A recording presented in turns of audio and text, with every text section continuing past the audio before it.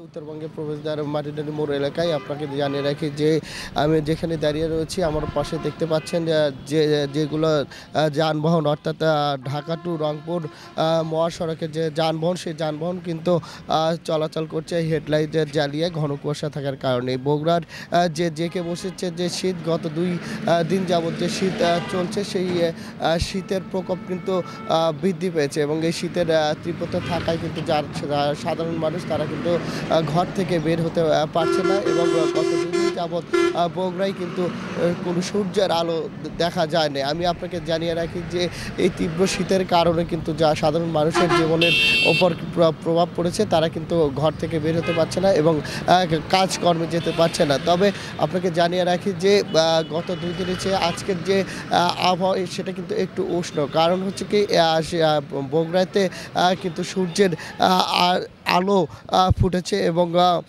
দেখতে পাচ্ছেন যে ঘন কুয়াশা ছিল সেই ঘন কুয়াশা কিন্তু ধীরে ধীরে কাটিয়ে যাচ্ছে এবং অন্যদিকে কিন্তু ঠান্ডাজনিত রোগ সেই রোগে কিন্তু তারা আক্রান্ত হচ্ছে।